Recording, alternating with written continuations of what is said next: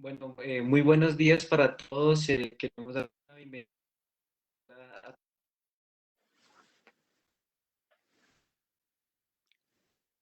Sonido.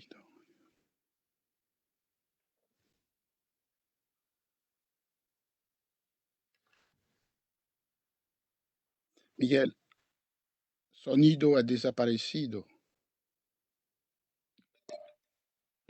Bien, no sé, pero todos bienvenidos a la Feria del Libro en Casa. Los saludo. Damos inicio entonces con este conversatorio, con un invitado de lujo y por supuesto le damos los agradecimientos a la Cámara Colombiana del Libro por esta primera sesión de foros del libro en casa que se titula ¿Cuál es el futuro del libro? ¿Qué nos enseña su pasado y qué nos está enseñando el presente? Es una conversación con nuestro invitado de honor que es Roger Chartier. Pues antes que nada yo quisiera presentarme brevemente. Es Miguel Pineda, soy comunicador social de la Pontificia Universidad Javeriana de Bogotá, soy editor universitario en la Universidad Pedagógica Nacional y soy también historiador, investigador en historia del libro y la edición en Colombia. Y bueno, ahora yo quisiera presentar a nuestro invitado, que es el profesor Roger Chartier. Nació en Lyon en 1945 y él es especialista en historia del libro y la cultura. Es profesor de la Universidad de Pensilvania y del Colegio de Francia. Y bueno, actualmente pues también ha sido un importante referente en nuestra cultura escrita. Es autor de varios libros, entre ellos El mundo como representación y libros, lecturas y lectores en la edad moderna, publicados en 1993, este último título.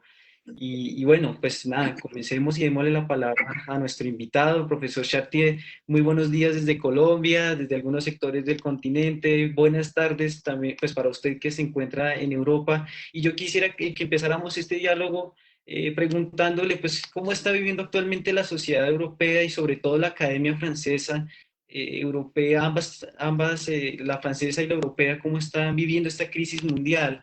¿En qué condiciones se encuentra actualmente y qué se discute y qué se espera en medio de esta emergencia sanitaria? Bien, buenos días desde París.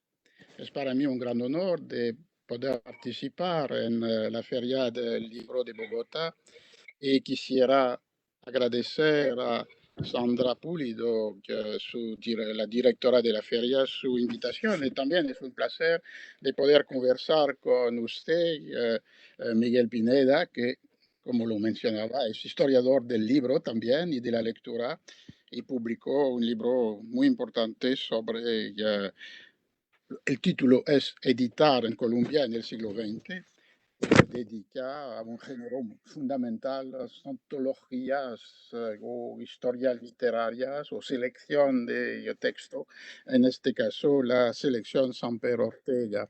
Para responder, yo podría decir que por un lado no hay un estatuto particular de la gente como maestros, profesores, estudiantes.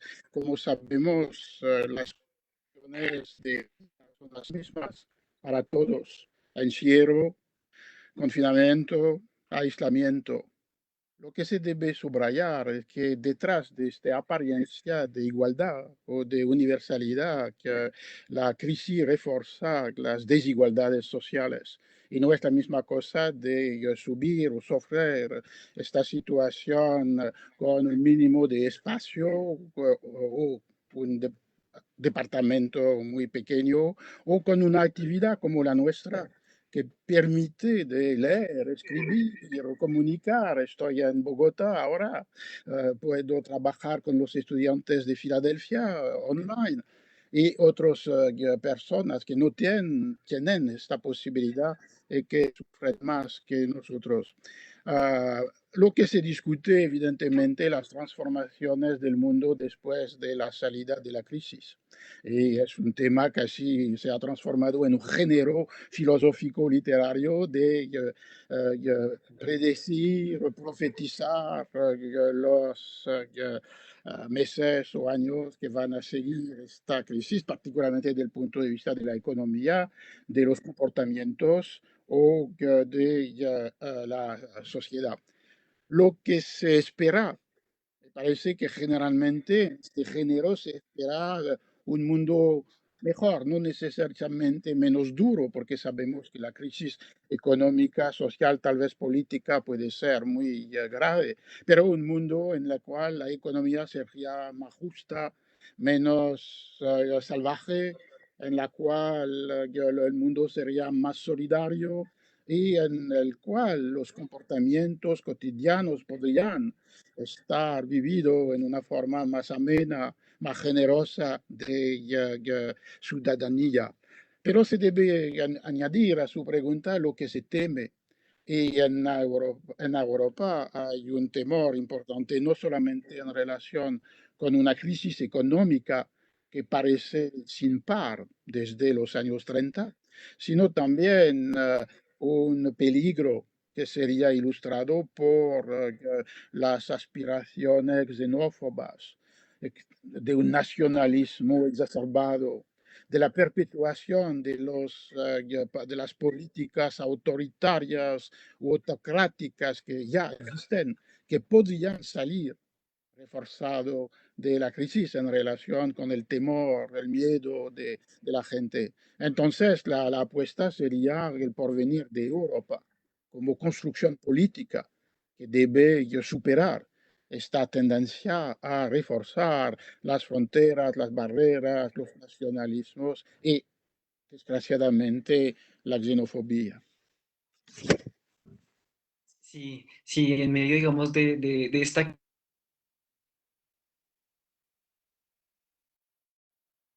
de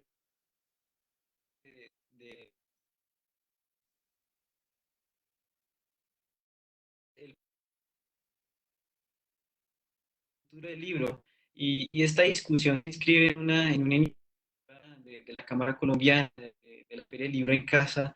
Este año es unas jornadas profesionales dadas el futuro del libro y de la cultura.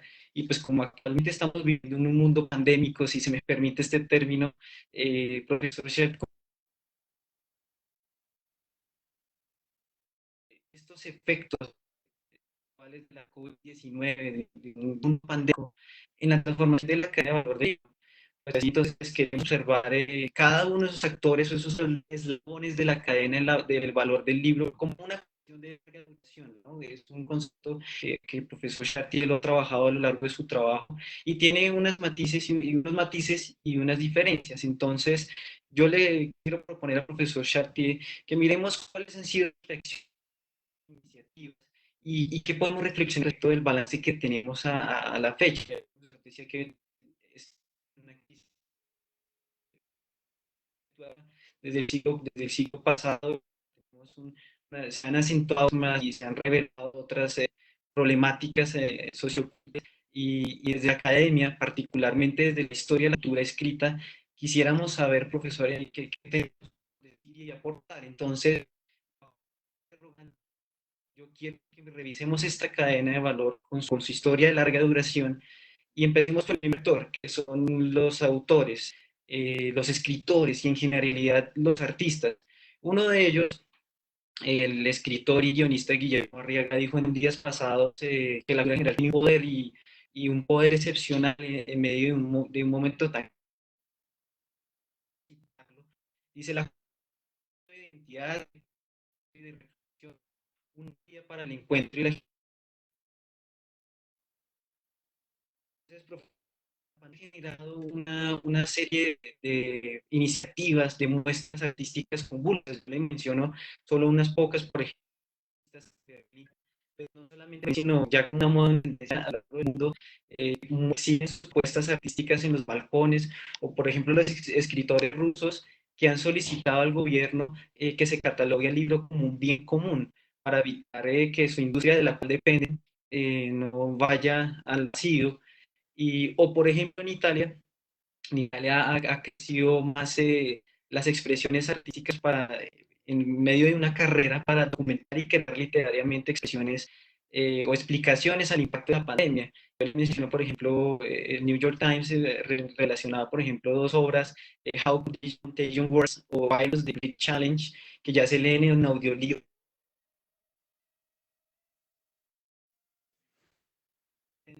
fenómeno editorial, como el virus también ha generado cierto fenómeno editorial. Entonces yo le quisiera preguntar, profesor, en términos charterianos, ¿es posible pensar en un orden de discursos en un presente severamente angustiante, agitado, dicotómico,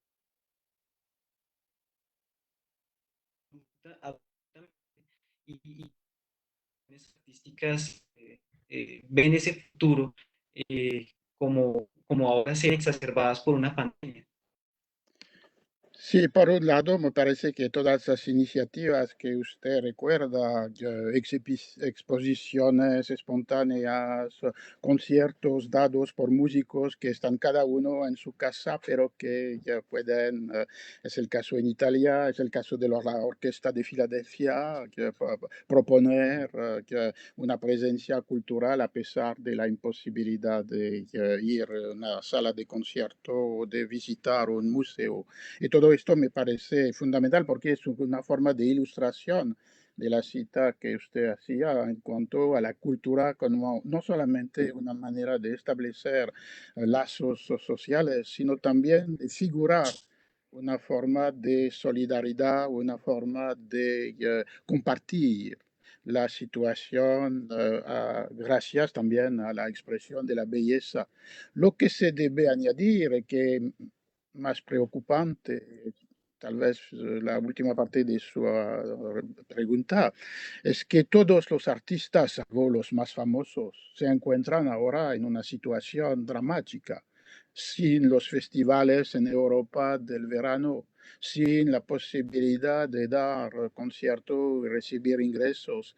Y de ahí que muchos estados se han preocupado de defender, apoyar, ayudar a los artistas que se encuentran en esta situación y que son la inmensa mayoría de los pintores, músicos, actores, y tal vez no puede conducir a la salida de la crisis a pensar de una manera nueva que el papel esencial desempeñado en las sociedades por todos estos creadores de belleza y al mismo tiempo de reflexión. Me parece que para los escritores puede ser también algo paralelo a lo que se ve en relación con los pintores o los músicos. Sí, sí, de acuerdo que en ese sentido, pues, digamos que los sistemas de producción cultural han puesto pues en cierta medida otras condiciones, y por supuesto que esto también nos ha conducido a pensar en el segundo eslabón de la cadena, que en el que sí existen semejantes golpes psicológicos, unos cambios de nivel de reflexión y alcances. Entonces, son los que están más preocupados y alarmados por la situación. Yo lo menciono porque justamente también hace poco se hicieron encuestas para editoriales y editores en América Latina, por ejemplo en Argentina o en México o en Colombia también. En, la síntesis de este tipo de situaciones es que hay una preocupación y alarma enorme. Y pues no es para menos, porque son los que tienen el control tradicional de la cadena de producción y circulación del libro, y todavía más porque no pocas editoriales han aprendido a maniobrar el ecosistema digital. Fíjese usted, profesor, que en este fenómeno tan curioso que leí hace poco en la prensa, decía, pues me permito citar, con respecto a la presentación de novedades en el marco de las ferias del libro. Abro comillas: decidimos no publicar novedades en abril, dijo una de las representantes de Penguin Random House al diario Clarín de Argentina. O realizamos el proceso a la inversa. Antes salía primero el libro en papel y luego en digital. Ahora es al revés, dijo el gerente de prensa del Grupo Planeta Argentina, el mismo medio. Entonces, es cierto que hoy es importante actuar con cautela, con previsión, pero profesor, yo le quisiera preguntar, ¿es necesario reevaluar, desacelerar o incluso pausar actualmente el catálogo de cualquier editorial? ¿Qué nos podría usted decir o qué nos dice la historia de episodios de crisis sociales parecidas como las guerras civiles o las mundiales? y si es este momento el adecuado para pensar la redefinición de lo que tenemos por concepto como edición y su cadena de valor.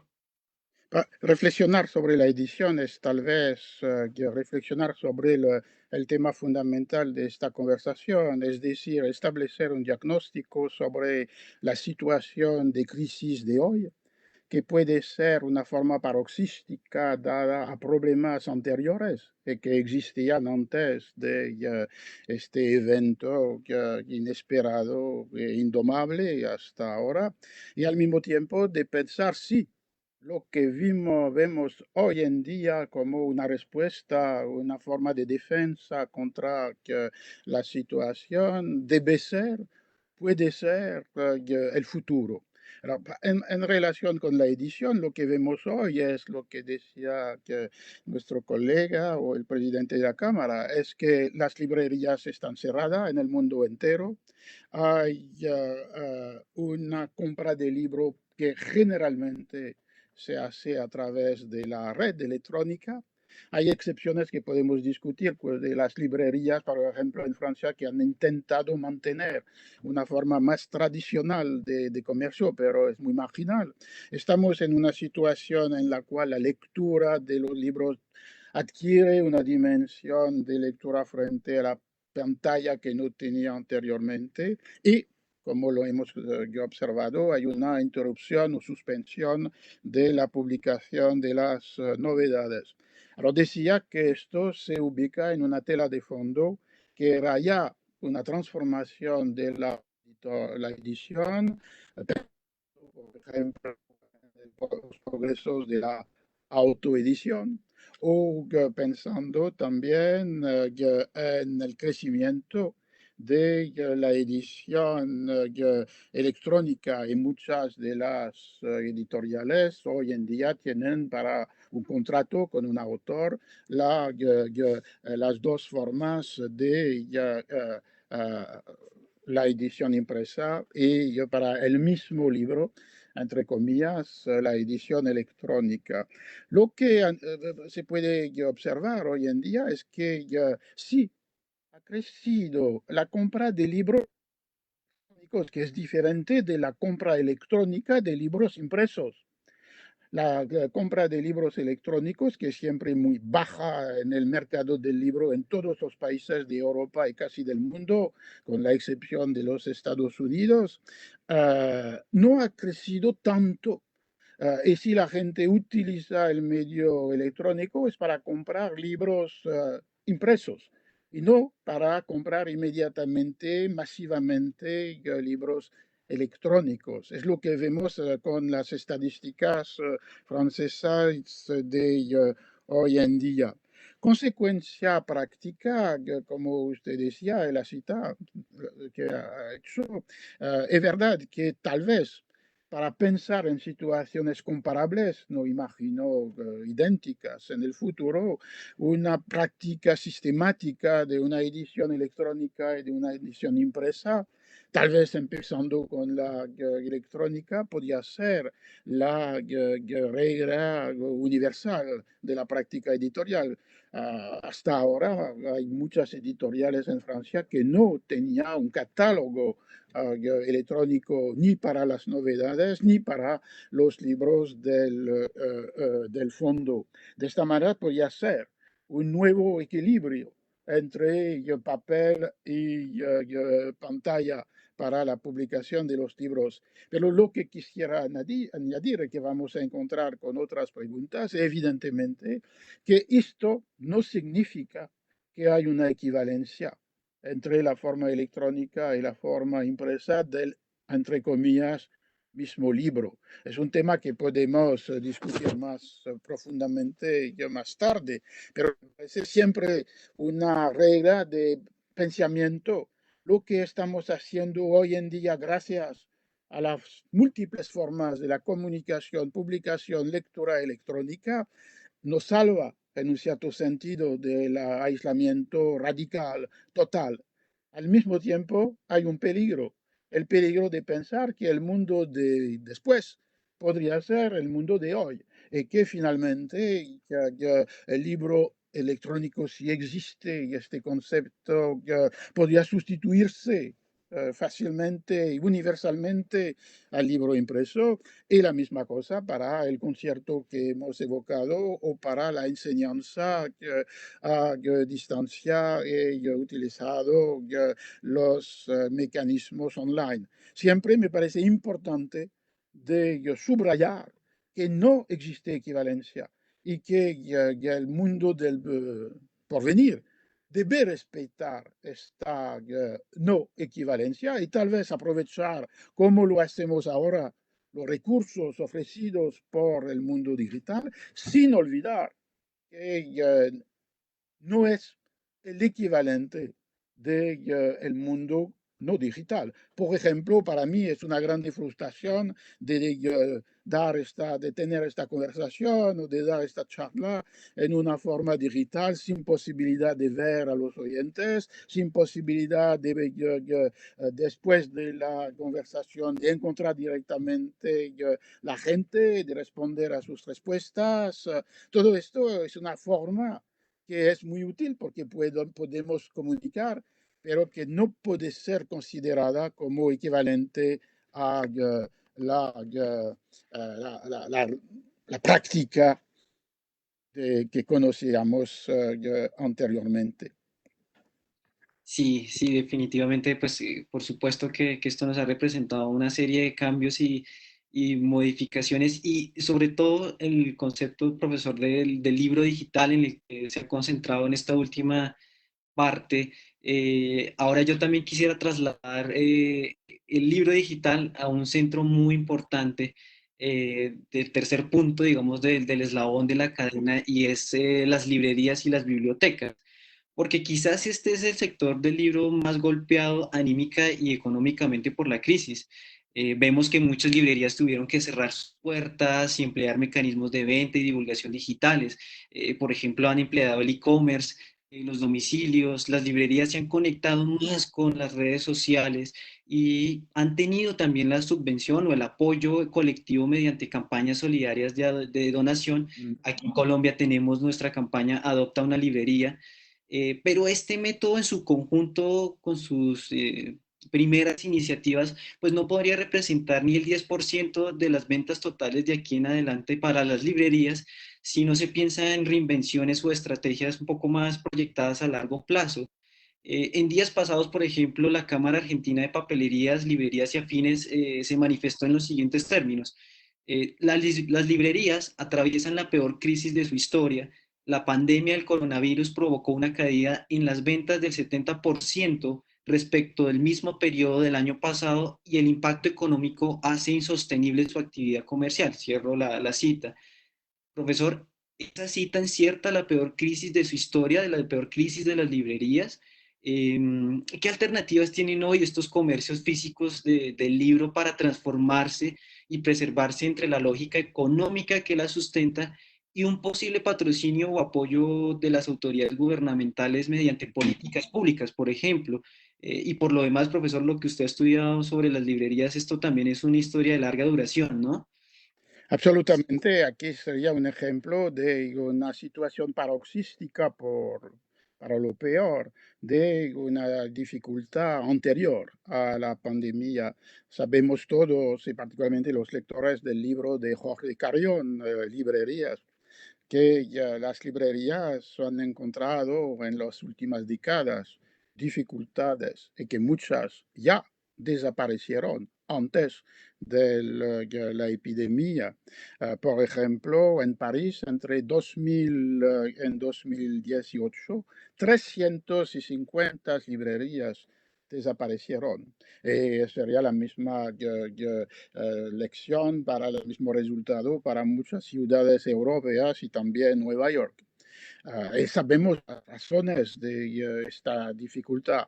La más importante, la competencia desigual del e-commerce, particularmente con la figura tan controvertida de Amazon, pero también con otras plataformas de ventas. Y también una otra razón que es importante en cada grande ciudad del mundo hoy en día, que es el precio muy alto de los alquileres de los lugares necesarios para las librerías.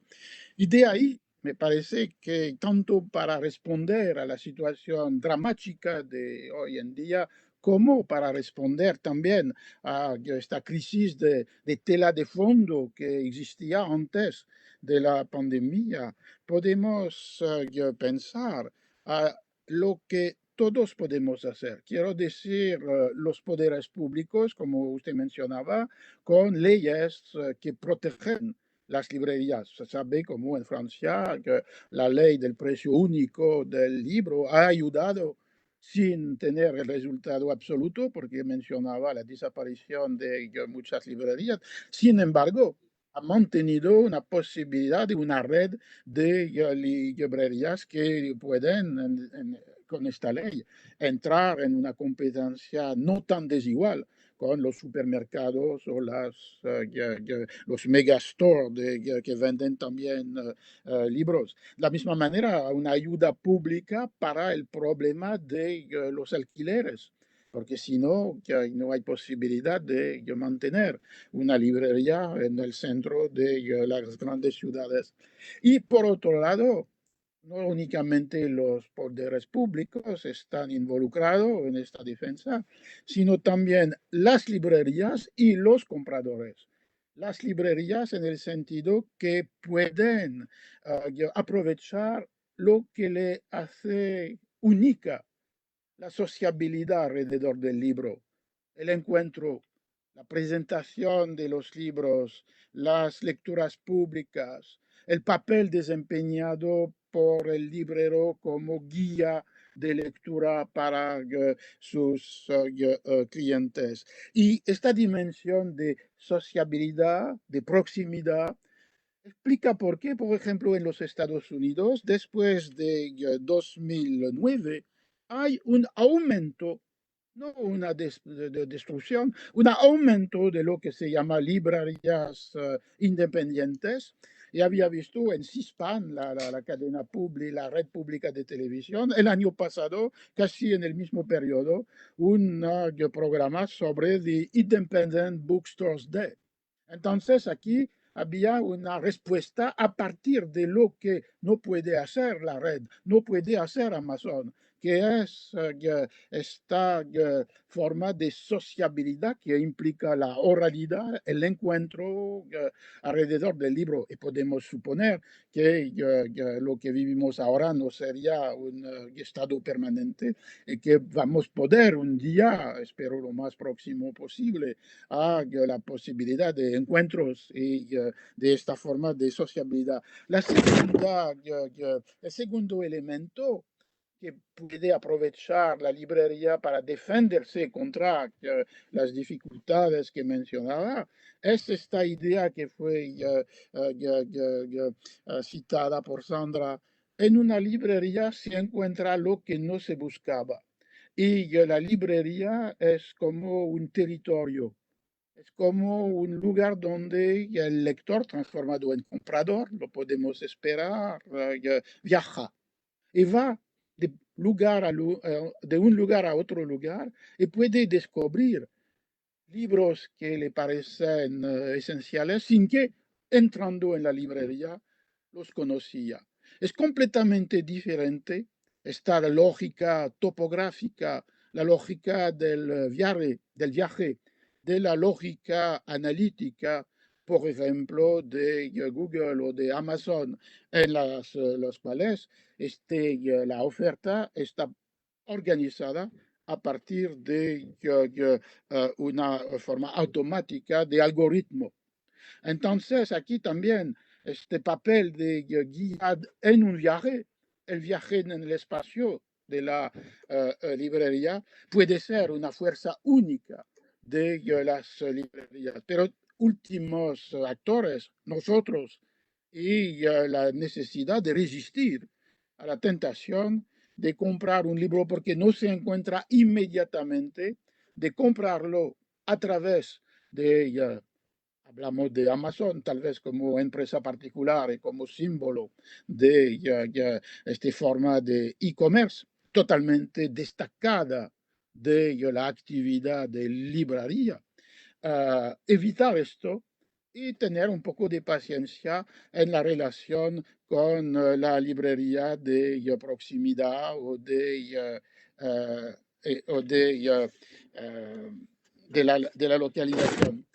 Estoy viendo que he perdido la conexión, entonces la voy a restablecer. Aquí está restablecida para mí. Entonces, me parece que la librería, frente a las dificultades, tiene algunas posibilidades de defensa si está ayudada también, tanto, tanto por los poderes públicos como por los compradores de libros. Sí, así es. Así es. Y creo que a lo largo de su respuesta, profesora, ha habido una presencia constante sobre la idea de justamente de las sociabilidades de las lecturas, las sociabilidades en torno al libro, ¿no? La librería son escenarios que, por supuesto, son espacios de sociabilización para todas las personas y para todos los usuarios. Y eso justamente creo que es nuestro cuarto punto de diálogo, porque de todas maneras creo que en donde también más se acentuó esta situación del confinamiento y de la restricción de este tipo de encuentros alrededor del libro, se traslada inevitablemente a los eventos y las sociabilidades en torno al libro impreso, bueno, a diferentes expresiones de la cultura, y por eso justamente que miremos ahora lo que sucedió con el efecto dominó, que llamo yo, de las ferias del libro, porque muchas de ellas que se iban a desarrollar entre marzo y julio, pues tuvieron que ser postergadas, suspendidas, canceladas. Entonces, si vemos, por ejemplo, la primera ficha en caer de esta fila fue la Feria Internacional del Libro de Bolonia, luego el Salón de París, le siguieron Leipzig, la de Londres, y pocos días después se suspendieron las más importantes de América Latina para el primer semestre. Me refiero a las de Bogotá y Buenos Aires. Entonces, más allá del impacto económico para la industria, pues estos eventos concentraban buena parte de las expectativas culturales, profesionales y vitalmente humanas de autores, editores, libreros, académicos, bueno, lectores de distinto tipo, ¿no? Y a la vez, muchos libros con variedad de temáticas y formatos no pudieron cumplir estas citas. Yo personalmente lo hablo como editor universitario. Muchos de nuestros libros o varios de nuestros libros se quedaron en nuestros computadores esperando la luz verde para poderse imprimir y distribuirse en las ferias del libro. En definitiva, en mi concepto, profesor, lo que yo creo es que realmente lo que se suspendió, se postergó o incluso mutó, es posible que lo pensemos así, fue un cúmulo humano de experiencias significativas en torno a la cultura escrita y gráfica. Entonces, profesor, yo le quisiera preguntar, en general, ¿qué cambios socioculturales estamos y estaremos viendo próximamente en las relaciones tradicionales que tenía la cadena de valor del libro y sus lugares de promoción y visibilidad? ¿Qué decir de estas interacciones o estas iniciativas recientes de los actores de la industria editorial con los lectores y los espectadores de eventuales ferias de libro virtuales como esta? Por ejemplo, también le menciono no solamente la Feria del Libro en Casa que Sí. tenemos ahora, sino por ejemplo, hace poco la Feria del Libro de Bolonia también manifestó su interés en hacer la Feria del Libro virtual y cuenta con una novedad muy importante. Es el sistema de venta de derechos de autor también de forma electrónica, virtual, porque no quieren perder el contacto humano y de negocio entre los editores, los autores, los agentes literarios. Entonces, ¿cómo ve, profesor, este tipo de interacciones? ¿Cómo ve este tipo de transformaciones en las relaciones tradicionales de los lugares de promoción y visibilidad de los libros? Pienso que sí hay este éxito en el mundo entero de las ferias del libro en su forma tradicional. Es por dos razones. La primera es como la inmensa librería que está durante un periodo de tiempo accesible a los lectores, y que, como decía, en una lógica, en este caso muy concreta del viaje, porque son inmensos espacios algunas veces, y este viaje permite descubrir lo que desconocido, permite encontrar en su materialidad todos los tipos de ediciones, libros, publicaciones, inclusive electrónicas. Y por otro lado, el éxito es vinculado con la idea del encuentro, no solamente el encuentro con el libro, no solamente el encuentro con un librero, sino con los editores y con los autores. No podemos hacerlo en este periodo. De ahí dos posibilidades. Una que rechazo, que sería de pensar que cómo podemos aprovechar lo virtual y permitir de mantener algo de lo que nos gusta, lo que queremos en las ferias.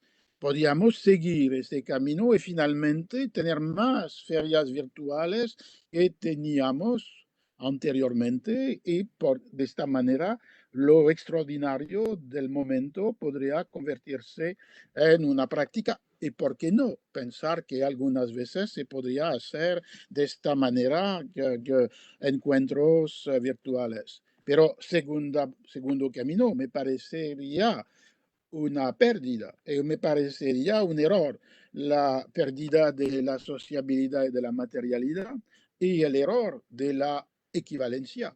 Y pensando en este caso como en los otros casos, que no se pierde, no se transforma nada cuando se pasa de un soporte impreso a un otro soporte digital.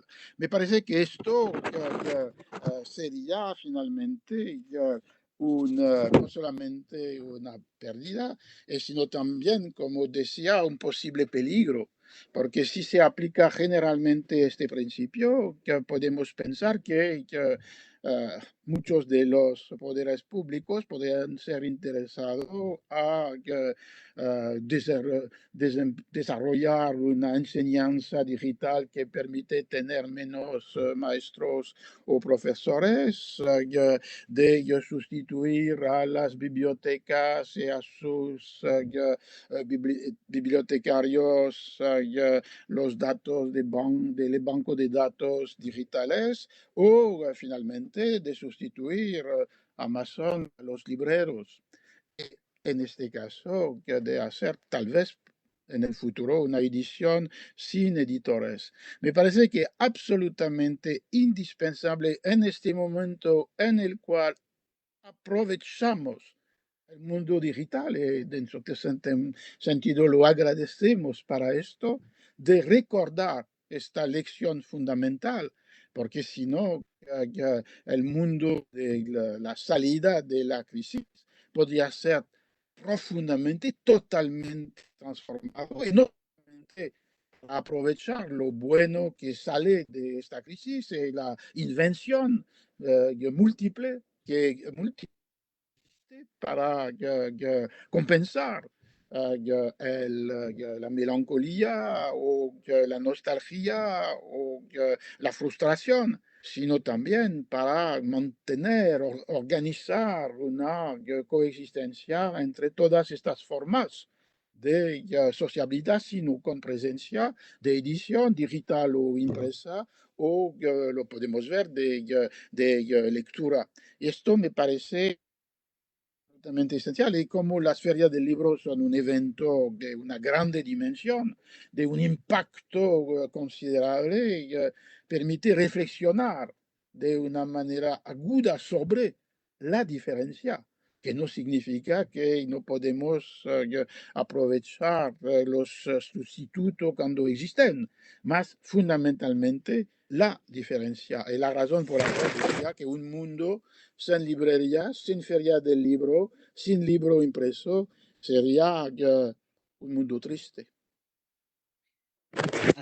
Así es, sí, eso justamente lo que nos recordaba Sandra Pulido al principio en la cita de este libro que se publicó con el CERLAC de Bibliotecas y Librerías entre herencias y futuro, que publicó CERLAC hace un par de años, del profesor Roger Chartier. Y bueno, justamente pues recuperar un poco y mantener presente esas iniciativas colectivas, individuales, pues por supuesto que se han acentuado un poco más en este escenario de la pandemia, en donde pasamos ahora a hablar de nuestro quinto elemento de la cadena de valor, que son los lectores y las prácticas lectoras. Yo quisiera, para este momento, en este espacio, quisiera que retomáramos algunos testimonios, algunas evidencias que ha dejado algunos expertos en materia. Y, por ejemplo, yo me permito que Javier Zelaya, socio y fundador de 212.com, portal español dedicado a estudiar el uso de las nuevas tecnologías en diferentes ámbitos del sector cultural, que él sostiene que se está viendo una impresionante aceleración en el consumo de ebooks y audiolibros en plataformas de suscripción y plataforma digital en bibliotecas durante estas últimas semanas. Otras expresiones que han acompañado a los lectores y distintas prácticas de lectura han sido, por ejemplo, la iniciativa popular y solidaria que tuvieron algunos editores y editoriales de dejar catálogos editoriales abiertos en la web, pues como una muestra de un compromiso inmediato de estos con la situación de emergencia que ocasionó el confinamiento casi mundial. Y a la vez, los lectores de la cultura impresa tradicional pues han acudido a las ofertas de ventas directas que las librerías cerradas les están ofreciendo, o también las librerías digitales, pues como único camino viable o conocido para alcanzar ciertas lecturas. Pero también yo creo que en este escenario, profesor, en este contexto, creo que también debemos tener en cuenta los lectores. Por ejemplo, los lectores de series web, de videojuegos, de materiales audiovisuales, chats, correos, de redes sociales, entre otros. Es un escenario bastante, digamos, amplio con respecto a la distinción de prácticas. Y coincidencialmente y oportunamente, el miércoles pasado, el 15 de abril, el CERLALC hizo público la Mm, traducción de un dossier denominado Lectura en papel versus lectura en pantalla, y allí se afirman ideas, o los estudios arrojan a una serie de hipótesis, por ejemplo, como esta. La alfabetización está en aumento con la Internet. mm, Otra es, hay una disminución en el número de lectores de libros, así como de horas dedicadas a la lectura, o hay una proliferación y preferencia por los textos cortos. Y esta me parece todavía más polémica, y yo quisiera que el público que nos está viendo y que el profesor Chartier también lo interpretara también a su manera, ver cómo es esta reacción, porque nos parece muy interesante a lo que llegaron en conclusión. El libro está perdiendo su posición histórica como principal repositorio y medio del conocimiento y la cultura. A mí todo esto me suena sospechoso, caótico, y bueno, yo quisiera preguntarle, profesor, ¿está de acuerdo con estas descentralidades del libro, de la cultura, y está de acuerdo con estos cambios en las prácticas y decisiones lectores mm. del mundo de hoy? Por ejemplo, ¿qué está pasando con los digital natives, que es un concepto que el profesor trabaja muy bien, los nativos digitales, con los herederos de las culturas manuscritas e impresas y sus prácticas en el ámbito digital? Lo importante me parece es de observar lo que son las transformaciones más fundamentales que existen para el concepto de libro, la práctica de lectura, cuando comparamos, asociamos lo impreso y lo digital. Lo he escrito varias veces, pero para mí hay tres diferencias esenciales. Y no quiero decir inmediatamente en términos de lo positivo o lo negativo, solamente establecer un diagnóstico para borrar esta falsa idea de la equivalencia. La primera diferencia es finalmente el libro entendido como un tipo de discurso, no como un objeto material, pero como un tipo de discurso que supone una arquitectura, una ubicación de cada elemento, partes, capítulos, parágrafos dentro de esta totalidad. Esta definición del libro como tipo de discurso, se puede pensar que se puede trasladar de la forma impresa en la forma digital. Y muchos de los libros electrónicos son solamente una forma electrónica de un libro que existe o podría existir en una forma impresa, que entre paréntesis es una manera finalmente de limitar la capacidad innovadora del digital, porque es simplemente sencillamente de trasladar de un vehículo a otro. Lo que está en apuesta, sin embargo, en este caso, es la modo de lectura que supone, que prefiere, que sugiere la pantalla de los computadores, cualquiera que sean. Es decir, una lectura segmentada, fragmentada, que no tiene ni facilidad ni necesidad para domar, entrar en la forma total, la arquitectura textual que es el libro cuando está definido como un discurso diferente de un artículo, diferente de una nota, de una carta, etcétera. Y de esta manera se ve que aquí hay un proceso de descontextualización del fragmento en la práctica de lectura que evidentemente es una forma de entrar en una obra muy diferente de la forma material del libro tal como lo conocemos, que implica que el lector no está obligado de leer todas las páginas, pero la forma material del libro indica que si se extrae un fragmento, ese fragmento tenía su ubicación, su sentido dentro de la arquitectura de las partes, capítulos y parágrafos. Esto para mí es una primera diferencia que hace difícil de hablar de libro electrónico porque estamos frente a una realidad discursiva que no está más incorporada o inscrita en una materialidad. La segunda diferencia que usted mencionaba en su observación es el hecho de que el libro, el leer, tiene varios sentidos y la forma electrónica los hace muy visibles. Leer puede ser leer un libro entendido como la arquitectura textual de la cual estaba hablando, una novela, un libro de historia, un libro de teoría económica, etcétera. Una lectura limitada, particular, focalizada en relación con un género de discurso muy bien definido. Pero leer puede ser también leer cualquier escrito. Y de ahí la contradicción, pero que se puede entender, de lo que citaba de la Unión Europea. Por un lado, si se piensa en el leer como leer textos, nunca se ha leído tanto, porque todos los textos breves que mencionaba, todos los textos que se multiplican ad infinitum en las redes sociales, inclusive los videogames, implican lectura.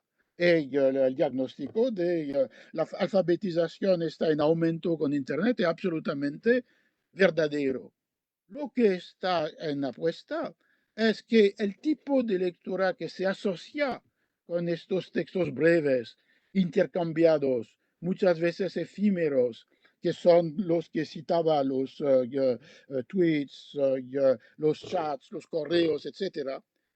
Este tipo de lectura es muy diferente de la lectura que supone el libro como arquitectura textual, que es una lectura más lenta, que es una lectura que siempre ubica el fragmento dentro de una totalidad y que es una lectura, lo puedo añadir, que es una lectura que cuando se confronta a textos que no son de novelas, sino también textos de conocimiento, desempeña una actitud, una relación crítica.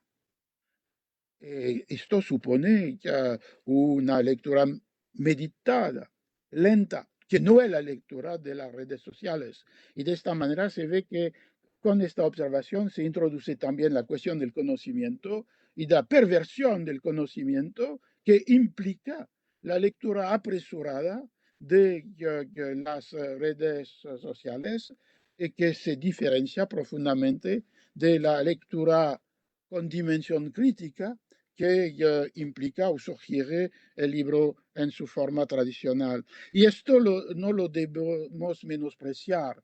La idea que toda nuestra discusión sobre el libro, la lectura del libro, la publicación del libro, se ubica en el mundo digital, en un marco de comunicación que implican la lectura, pero que implican tipo de lectura o de relación con la textualidad muy diferente de las relaciones implicadas en un mundo en el cual el libro como discurso tenía una materialidad específica.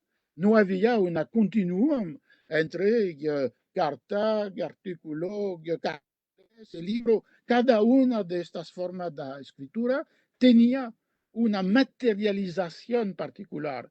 Esto desapareció cuando se separó en el mundo digital el contenido del texto del aparato que lo vehicula.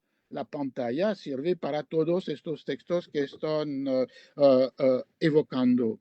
De esta manera debemos establecer, cuando hablamos de la lectura, esta serie de distinción, que no significa que una forma de lectura debe estar considerada como necesariamente hegemónica, universal, superior a otras, más de hacer concebible y percibible lo que la materialidad no hace más.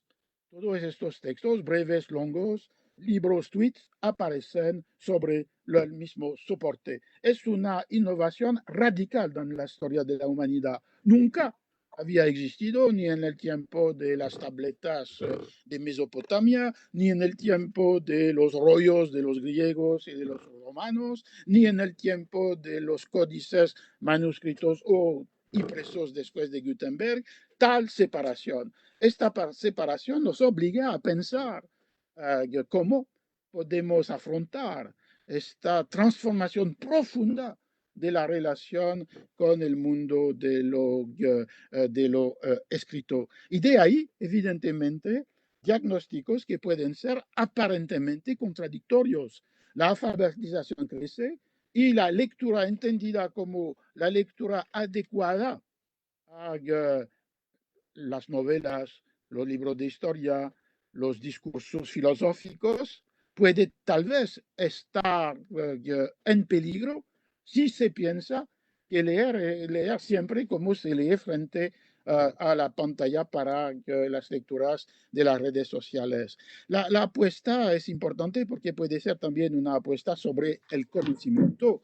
Y no sé lo que era detrás de la frase que usted ha citado, pero considerar que el libro perdía su papel como principal repositorio del conocimiento, que puede ser, por un lado, la idea que hay otras fuentes de conocimientos que los libros, sería un poco de una tercera definición del leer, a la Gilberto Frey, leer el mundo, la palabra mundo, pero puede ser también una observación en relación con lo que fue multiplicado de una manera extraordinaria por este tipo de soporte digital de lo escrito, es decir, las verdades alternativas, las teorías más absurdas y las falsas informaciones.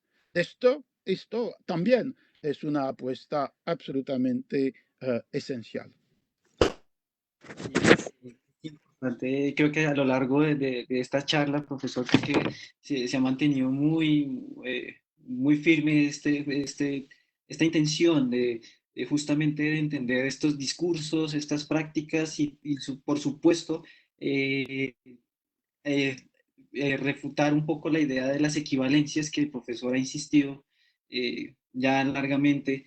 Y por supuesto que esto nos invita a asociar tres culturas, los hábitos, los usos, los deseos en el mundo digital y convivencia, ¿no? Porque es un peligro si se borran esas herencias de la cultura escrita, como usted lo ha vivenciado también en otros textos como historiador, ¿no? Y, y bueno, justamente, bueno, ya creo que nos vamos acercando al cierre de esta conversación y justamente en su papel como historiador, profesor, para finalizar esta charla, recuerdo varias ocasiones usted afirmó en varios textos que los historiadores son los peores profetas del futuro, son lamentables y que tal vez con tristeza no tienen el monopolio sobre la presencia del pasado en el presente. Eh, Podría decirse de todos modos que algunas de estas disciplinas que hoy más alzan su voz, como las ciencias médicas, o sin duda las más, que son las más autorizadas, pero también los economistas, los abogados, por ejemplo, temerosos de perder su poder y su presencia mediática, pues tampoco son buenos profetas. En nuestro público, creo que en las redes sociales puede estar preguntándose, bueno, y entonces, ¿con qué finalidad o con qué propósito hacemos una charla con un historiador? Eh, y bueno, no lo quisiera dejar en esos términos o en esa, o así de ilustrado, sino más bien yo quisiera, profesor, preguntarle eh, en estos términos, más bien, ¿qué cuestiones del presente puede entonces iluminar un historiador? O mejor dicho, ¿cuál podría ser su papel o el aporte en esta coyuntura sociocultural luego de todo lo que hemos dialogado? Y pienso que hay, todos queremos saber si el libro va a morir, si vamos a conocer un mundo con o sin librerías. Y explica por qué hay tantas profecías. No me parece que las ciencias sociales o las ciencias humanas pueden desempeñar este papel. Lo que pueden hacer es que como cada una, sociología, antropología, economía, historia, tienen criterios particulares de investigación, pueden contribuir a una comprensión mejor del presente. En el caso de la historia, lo hemos visto tal vez a través de esta conversación, es la posibilidad de ubicar en una más larga duración los fenómenos del presente, inclusive cuando tienen esta dimensión extraordinaria, inaudita de la crisis que vivimos hoy en día. Y es la posibilidad con esta perspectiva ubicada en la temporalidad que desborda nuestro presente, que permite tal vez de identificar las rupturas o las diferencias más fundamentales y que tal vez permite de ayudar a las decisiones que pueden hacer un futuro mejor que lo que podríamos temer. La idea de la profecía es un poco absurda porque supone que hay un futuro ya presente en el presente. Sería como inexorable. Yo no pienso que es inexorable. Como lo hemos visto en varias veces en esta conversación, depende de, por un lado, las políticas públicas que pueden hacer cosas en relación con las librerías, con las bibliotecas, con la edición, ayudar o no, defender o dejar la crisis, destruir esta red de instituciones fundamentales en el espacio público. Depende evidentemente de las iniciativas por venir de los que hemos evocado en la conversación, los editores, los libreros, los bibliotecarios, depende de nosotros como ciudadanos y de tener una distancia en relación con las tentaciones más inmediatas. Y, por ejemplo, pensando en el porvenir que queremos de tomar decisiones o actuar para que sea protegido este mundo que queremos conservar o que queremos mejorar. Me parece que en esta perspectiva no debemos caer en la idea de una evolución inexorable. Walter Benjamin había escrito un ensayo sobre la reproducción mecánica de las imágenes que mostraba que la fotografía, el cine, hoy en día podríamos decir también la imagen digital, no tienen un inexorable destino, dependen sus usos de lo que quieren hacer en una relación siempre cívica, dialéctica, algunas veces conflictiva, que los ciudadanos, los individuos, los grupos, las instituciones y los poderes públicos, las decisiones que pueden modificar nuestra vida. Sería sobre esta idea que quería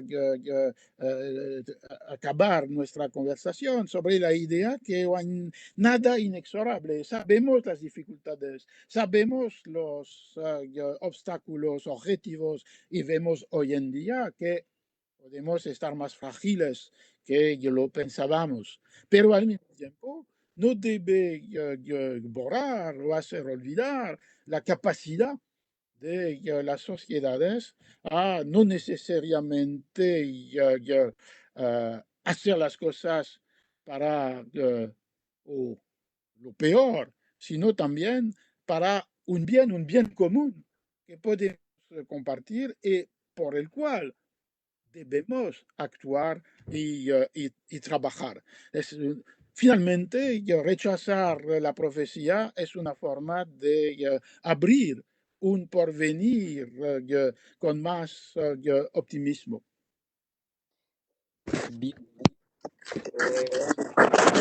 Bien, me siento muy establecido. Esta conversación con el profesor Roger Chartier, nos dicen que podemos tener otro espacio de preguntas también del público que nos ha estado viendo, nos ha estado siguiendo a través de la virtualidad. Pero bueno, yo también, pero entonces, profesor, yo recuerdo en una entrevista que usted decía que las profecías relacionadas con el mundo digital y el libro nos prometían que iba a haber una totalidad, una expansión, una gran un gran uso de plataformas, de dispositivos, de formatos, pero yo realmente también quise cerrar esta charla justamente dejando esta pregunta ahí sobre la mesa y para que creo que también todos nos interesa poderla responder, no solamente el profesor Chartier, sino los demás involucrados en la industria del libro y las industrias culturales.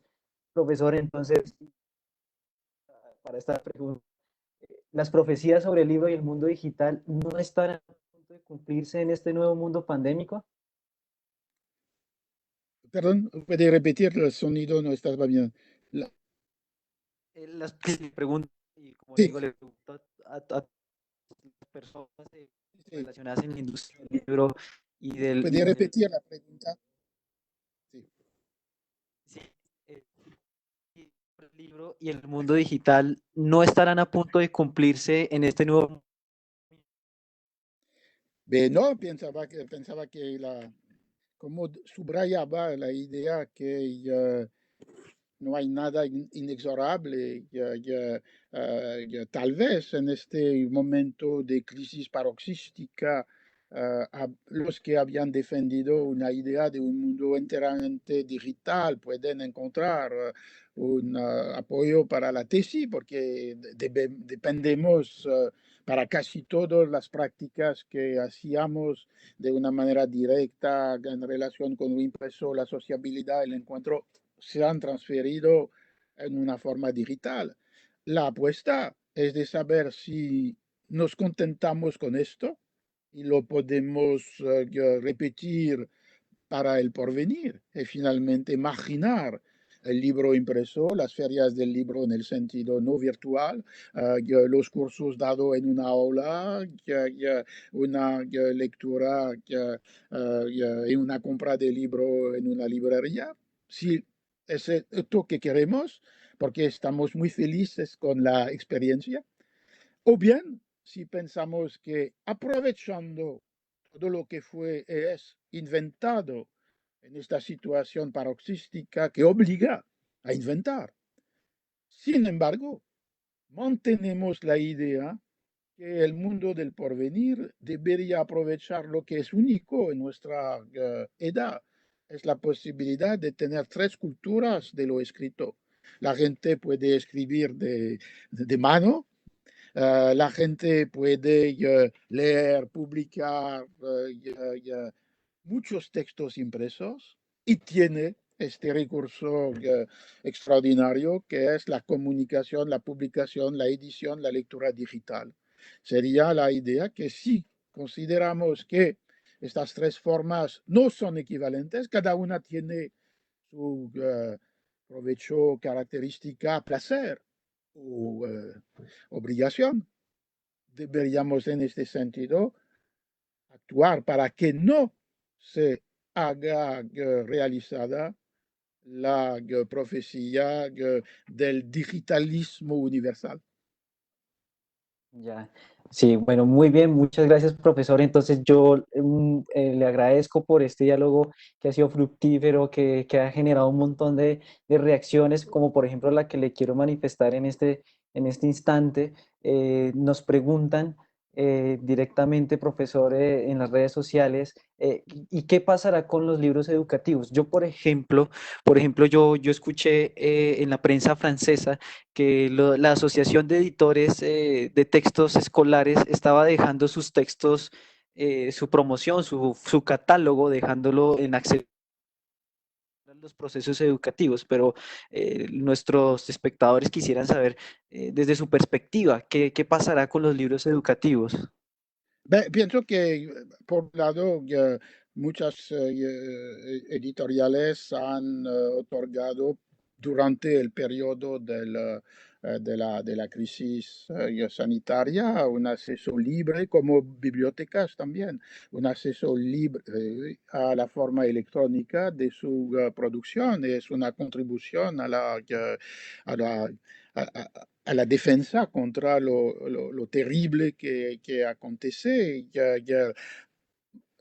para los libros educativos como para los otros. En el porvenir podemos pensar que hay aquí, no necesariamente gratuitamente, porque la edición es un trabajo, una actividad que merece remuneración, que también podría ser en relación con los poderes públicos un uso más sistemático, más sutil de todo lo que se encuentra en las pantallas, y particularmente porque, como decía usted, los digital natives conocen el mundo de lo escrito a través de las pantallas, pero es importante demostrar que las pantallas pueden también conllevar, transmitir textos que son textos de conocimiento, que son textos que tienen una autentificación, una validación de conocimiento y de saber, y al mismo tiempo no pensar que esta forma electrónica de comunicación o de enseñanza del saber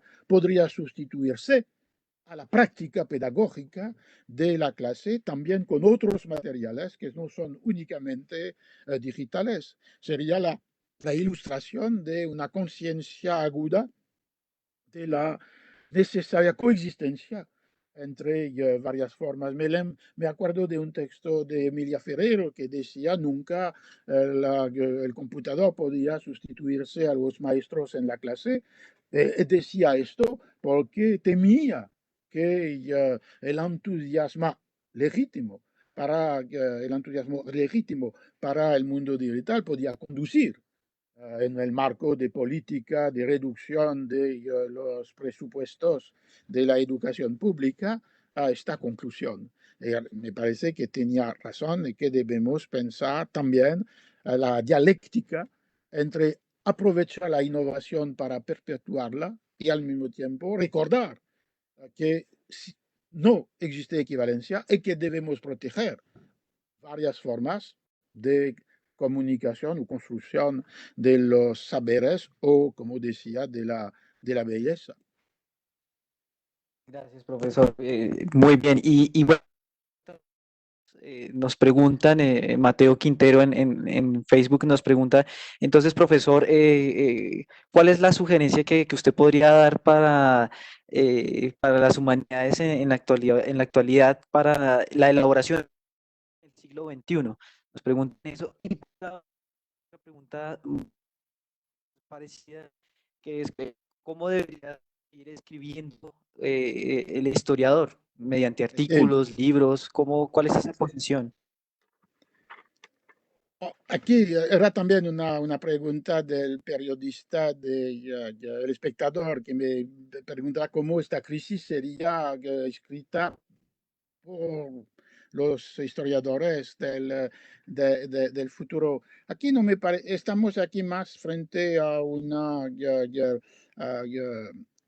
epistemología de la historia que no puede mudar mucho porque esta manera de pensar la historia es la articulación entre analizar como historiadores o como sociólogos lo que los actores del momento no conocían, toda la historia que se dedica a las causas de los fenómenos, las transformaciones económicas, la transformación ecológica, los mecanismos desconocidos que pueden explicar un evento histórico y que no eran necesariamente presentes en la mente, la percepción de los que han vivido este momento, este evento.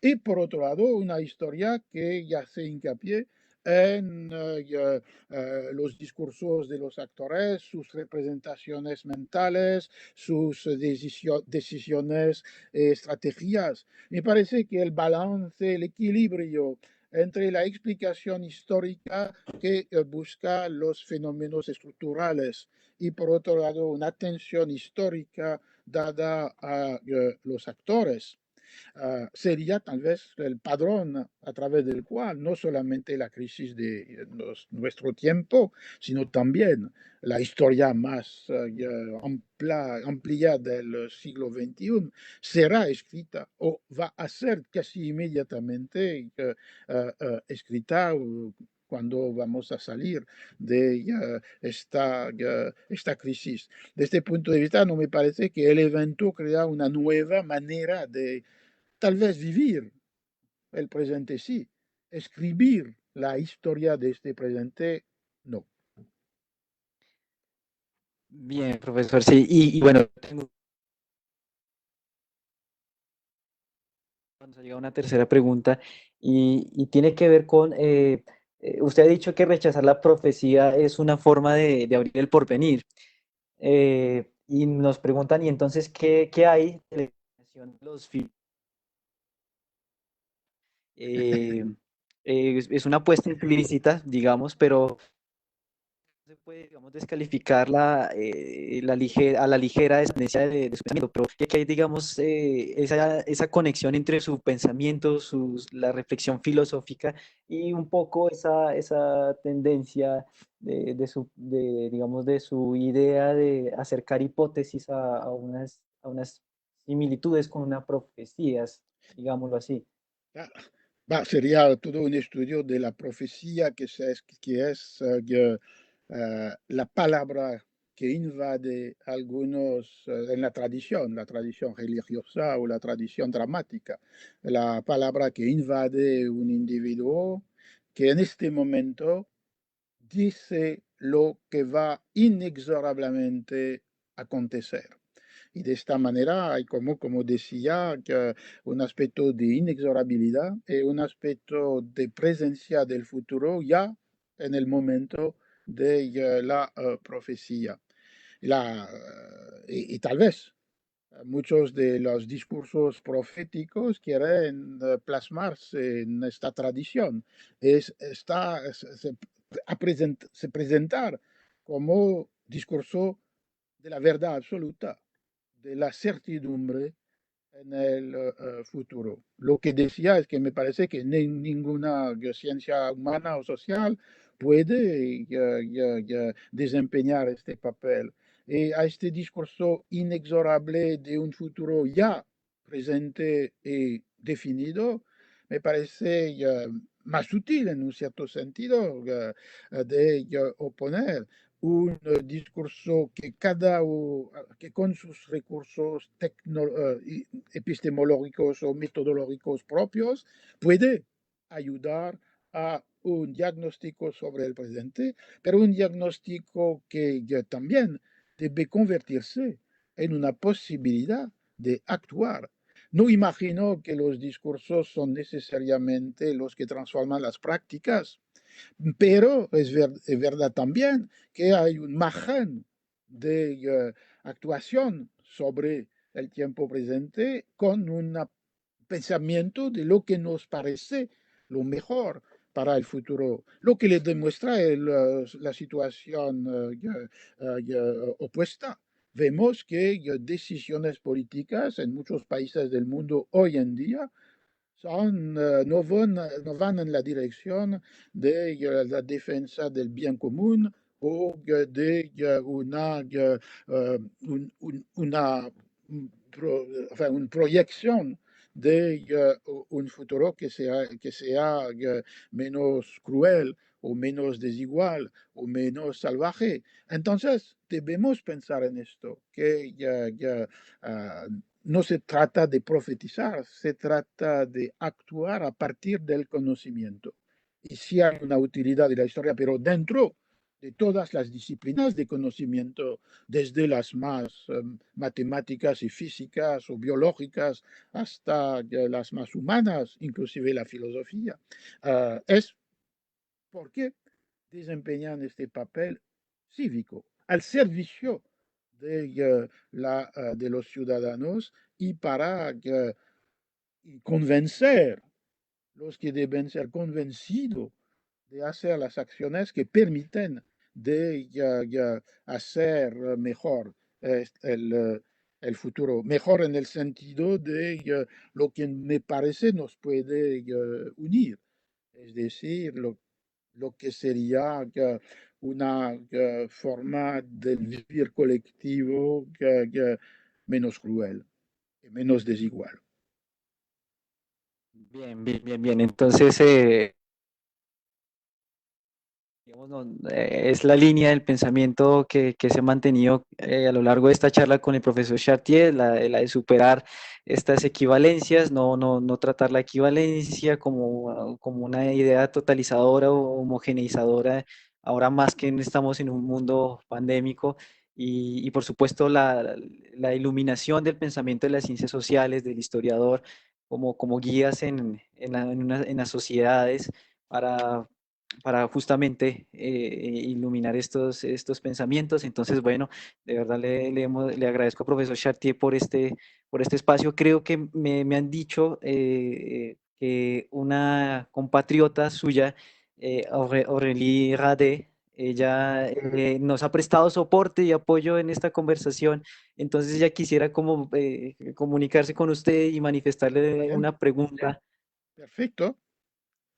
Hola, Roger. Hola. También voy a decir las preguntas que pasaron por el live. Sí. Por ejemplo, Cristian Andrés Quiseno está preguntando, diciendo que ya casi no se enseñan humanidades. ¿Cómo afrontar esta tendencia?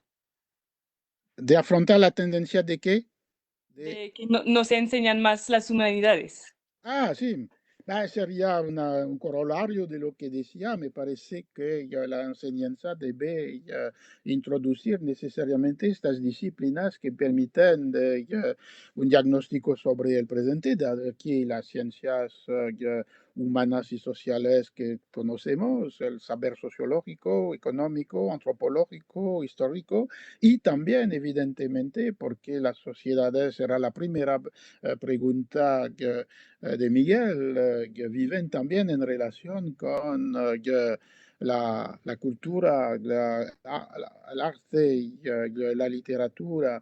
Y si se entiende por humanidades este tipo de saber más tradicional, más clásico desde la antigüedad, literatura, filología, poesía, artes, me parece que deben estar también muy presentes porque ayuda no solamente a aguantar el presente cuando está particularmente cruel, sino también que permiten de definir lo que sería una ciudad, si no ideal, pero por lo menos más amigable, más amena, más igualitaria y tal vez más bella.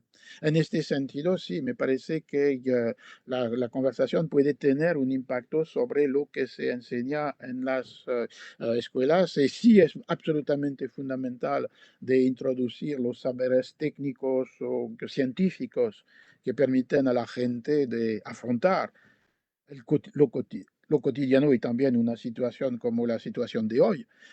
Al mismo tiempo, me parece que ciencias humanas y ciencias sociales que se pueden vincular deben ser una parte esencial de la formación de los futuros ciudadanos como seres humanos y como sujetos de la acción cívica.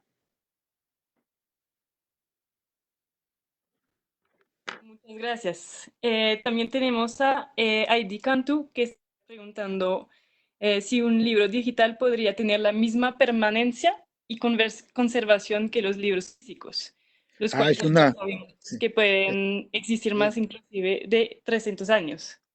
Es una apuesta fundamental porque había la observación de la obsolescencia de los soportes digitales. Es un problema para los archivos y no solamente de cómo archivar el mundo digital, sino también cómo tener archivos que serían protegidos contra este fenómeno de la obsolescencia.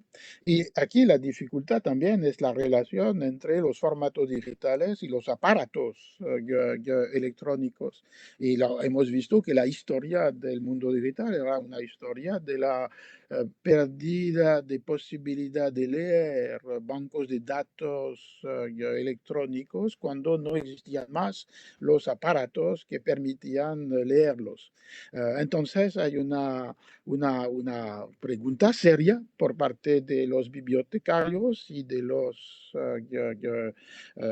archivistas en esta obsolescencia, fragilidad, lo efímero del texto digital, y que está reforzada porque toda la parte de lo escrito digital que no tiene la forma del libro como arquitectura textual, está destinada a ser borrada.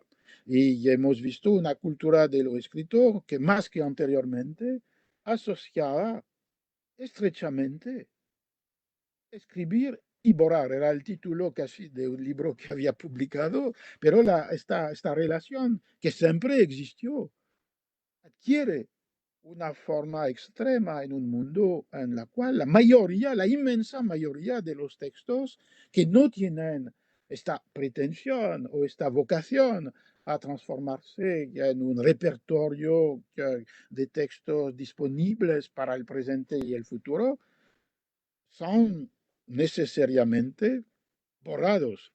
Inclusive si la memoria del computador puede estar extendida, hay una casi necesidad del borrar. Y es una situación nueva en un cierto sentido que tiene que ver tanto como la característica intrínseca de una cultura de lo escrito que produce una mayoría de productos destinados a estar borrados y por otro lado, que tiene una dimensión técnica, no soy un especialista de esta segunda dimensión, de que es el grado de desaparición de los textos digitales en sus repositorios.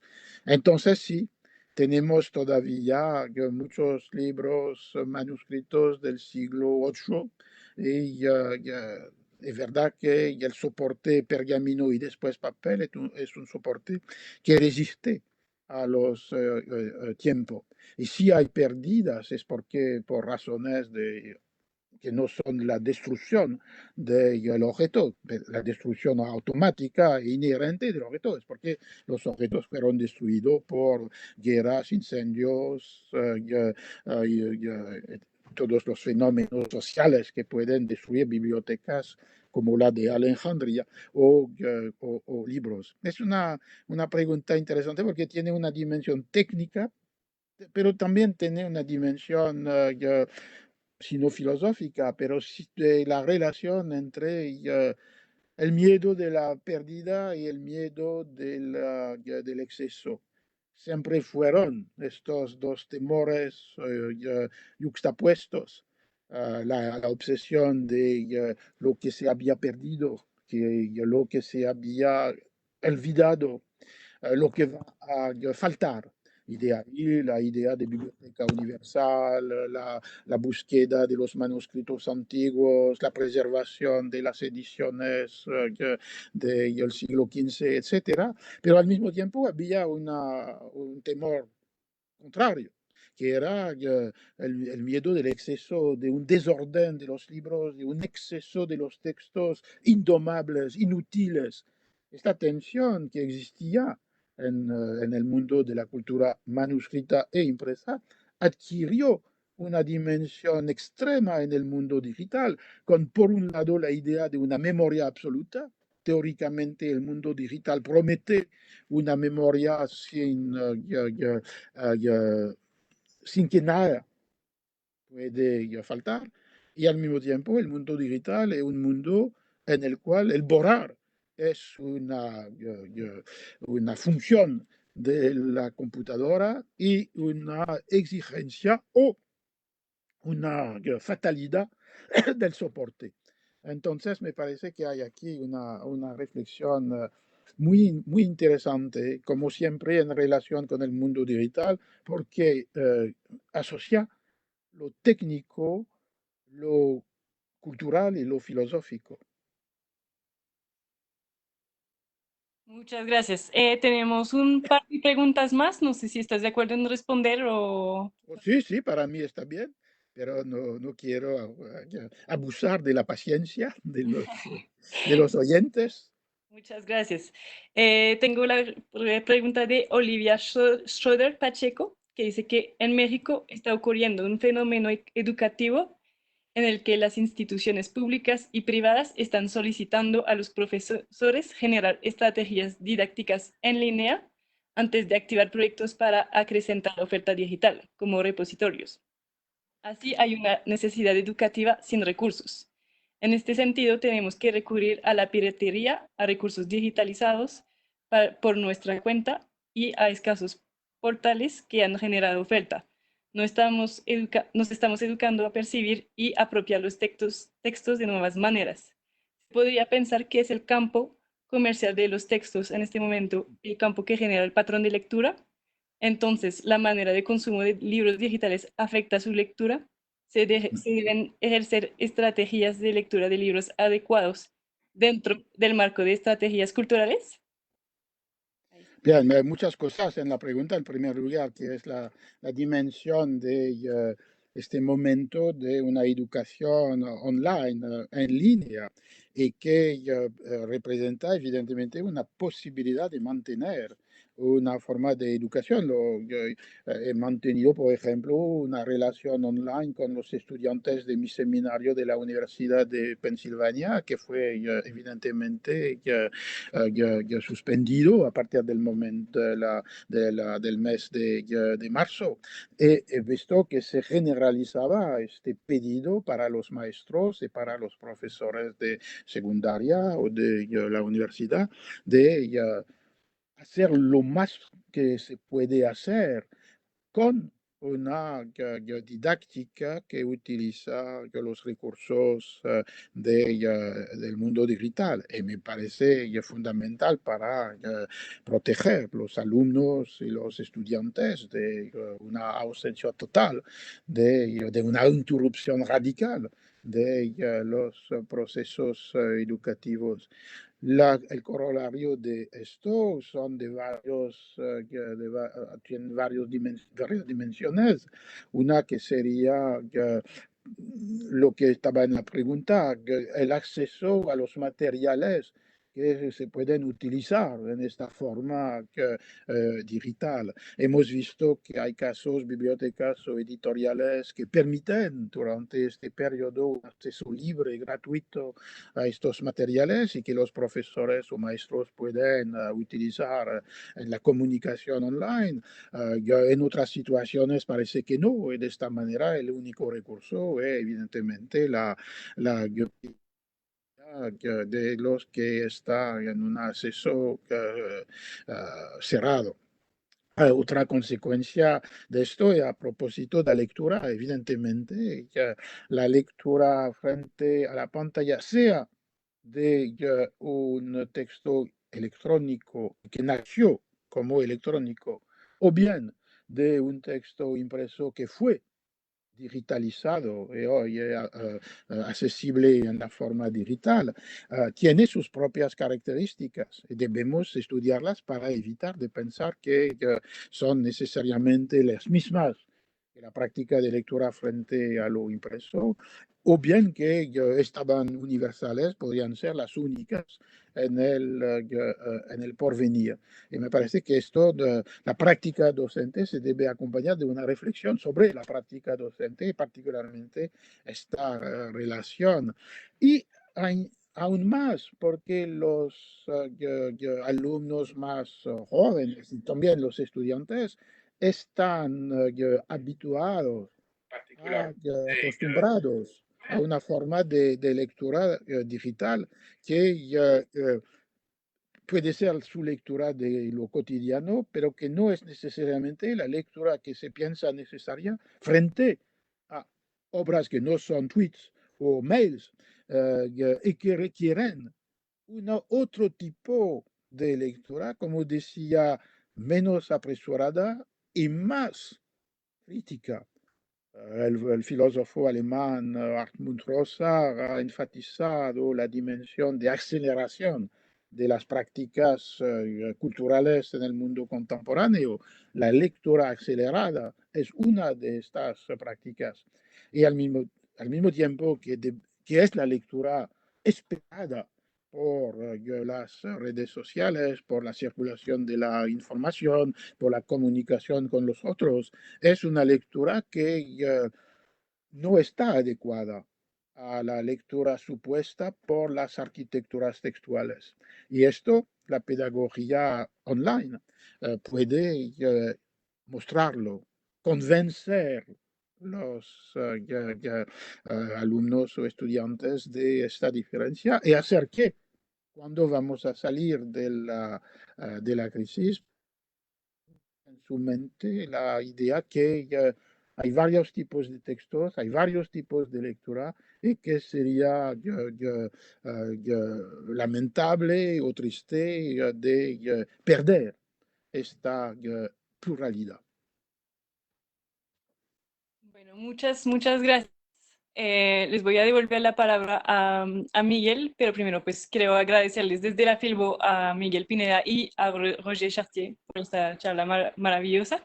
Muchas También gracias. quiero agradecer al Ministerio de Cultura y a Gracias. Colombia que fueron nuestro apoyo en esta charla, entonces gracias a ellos y pues gracias desde la Bien, Filbo. muchas gracias.